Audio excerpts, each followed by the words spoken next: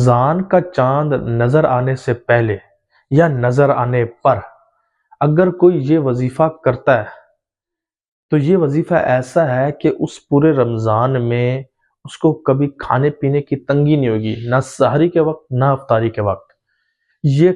سحری کے وقت بھی اللہ تبارک و تعالیٰ اپنا خوب رزق دے گا، اور افطاری کے وقت بھی اللہ تبارک و تعالیٰ اپنا خوب رزق دے گا، اور اس کو خواب و خیال بھی نہیں ہوگا کہ کہاں سے رزق آ رہا ہے۔ چاہے وہ اپنے گھر کے حالات اس کے مندے ہوں،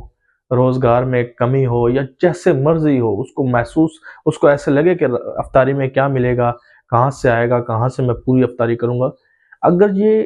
چاند نظر آنے سے پہلے یا چاند نظر آنے پر یہ وظیفہ کر لیتا ہے تو الحمدللہ رب پر یقین ہے کہ اس کی افطاری اور سحری کے جو کھانے پینے کے مسئلے ہیں، یا افطاری اور سحری میں جو کمی، کھانے پینے کی کمی کا اس کو ذہن میں آئے، وہ ختم ہو جائے گی۔ الحمدللہ رب تعالیٰ اس کو افطاری میں بھی اور سحری میں بے شمار رزق دے گا۔ وہ وظیفہ کیا ہے کہ اگر کوئی چاند نظر آنے پر یا چاند نظر آنے سے پہلے یہ ایک دن جو رہتا ہے، اس پر اگر کوئی 313 مرتبہ سبحان اللہ و بحمدہ سبحان اللہ العظیم،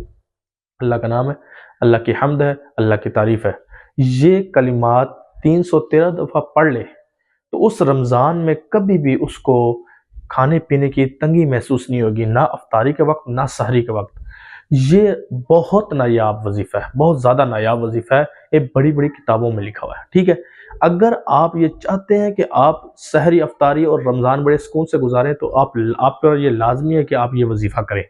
یہ وظیفہ کر لیں گے تو سکون سے زندگی گزرے گی اور سکون سے رمضان گزرے گا۔ اگر آپ کو یہ ویڈیو اچھی لگی اور اس ویڈیو سے فائدہ ہوا تو اس ویڈیو کو لائک کریں، چینل کو سبسکرائب کریں، اور اس ویڈیو کو سب سے زیادہ شیئر کریں۔ شکریہ۔